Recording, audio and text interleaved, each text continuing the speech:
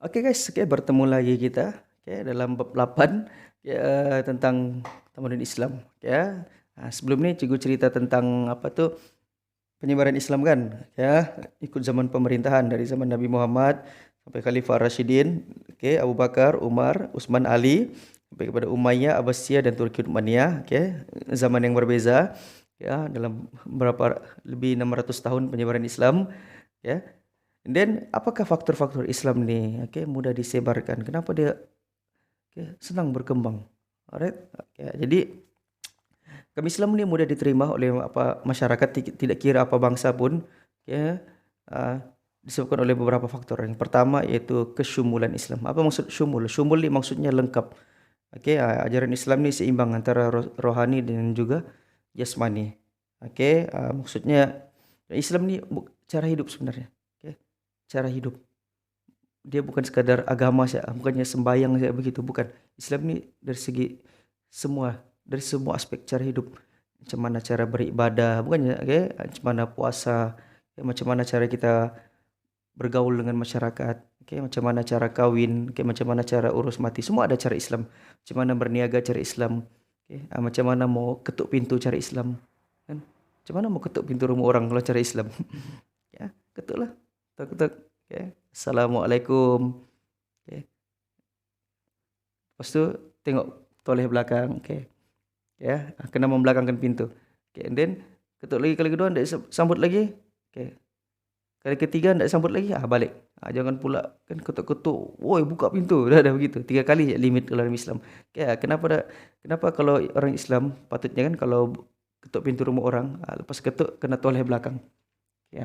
Kenapa kita kena menoleh ke belakang? Itu supaya kita tidak nampak aib rumah orang kan. Maka tiba-tiba orang tu buka pintu dalam keadaan dia tidak dia lupa pakai baju ke apa kan. Kan contohnya beliau-beliau ni di rumah kan mana pakai baju, pakai seluar pendek ya kan. Ataupun nanti ternampakkan rumahnya terhambur malulah kan tuan rumah kan. Jadi kita kena pusing lah. Kan kalau tuan rumahnya cakap boleh masuk jemput mah barulah kau toleh kan. Kadang-kadang yang buka pintu perempuan kan tidak bertudung ke apa semuanya kan, nanti ternampaklah kan yang tidak sepatutnya kita nampakkan. Jadi Sabtu adab dalam Islam begitu. Macam mana cara kencing dalam Islam ada cara, macam mana cara berak, ada caranya.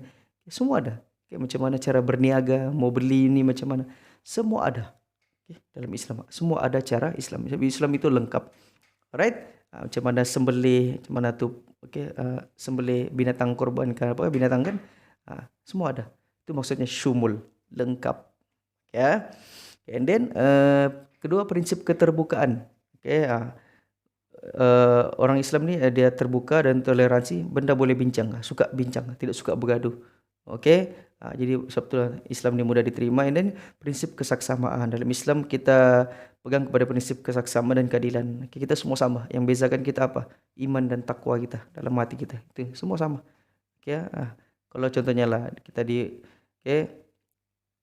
masjid kan, itu semua sama ya kan? Tidak kira lagi ni pegawai ke pegawai tinggi ke apa, tapi bila sembahyang even yang pacik cleaner tu pun boleh jadi imam di depan, mengetuai jadi imam sembahyang, ketua sembahyang kan, sama ya, tidak beza pun miskin ke kaya, itu semua sama saja. Alright. Belum tentu kau kaya kau masuk surga. Right? Jadi kita ni tidak kira apa bangsa pun semua sama saja dalam Islam, itu kesaksamaan. Tiada istilah bangsa ini lebih bagus, bangsa ini lebih ini, tiada. Semua sama saja. Tidak kira kulit hitam ke kulit pink ke kulit kuning ke merah ke, semua sama saja. Kita tidak beza. Right? Tiada istilah ini orang Arab, ada orang lebih Islam daripada orang Melayu lebih Islam daripada orang Cina. Tidak, semua sama saja, tiada beza pun. Then apa lagi dakwah, peranan pendakwah. Ni pendakwah ni dia orang rajin, dia orang suka berdakwah secara bijaksana, orang cerita bagus-bagus, pergi rumah ke rumah.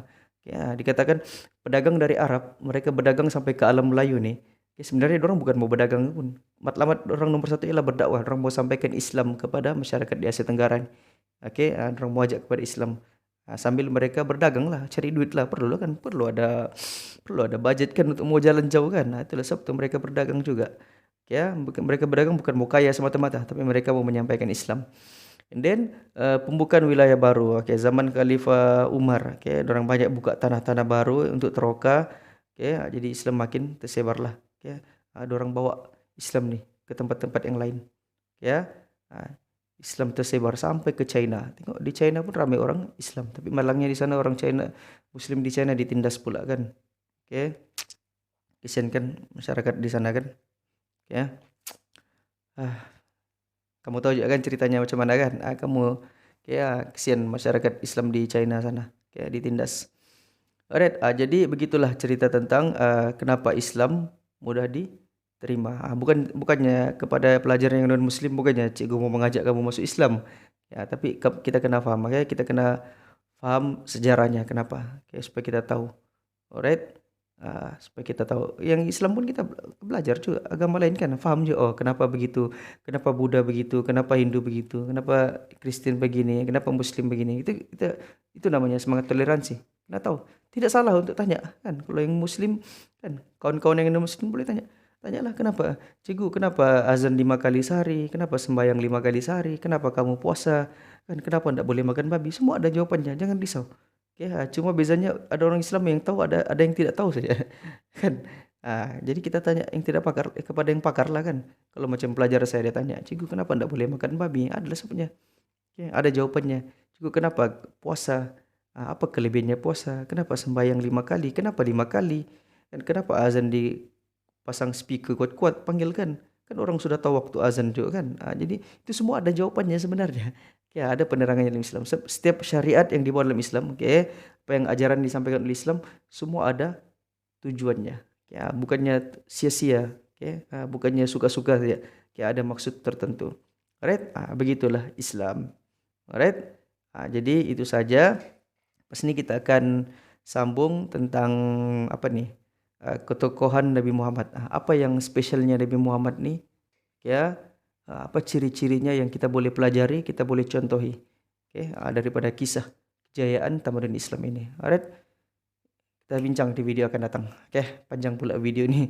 Nanti kamu bosan pula, kita rehat-rehat dulu. Ya, alright, itu saja. Kita jumpa lagi di video akan datang.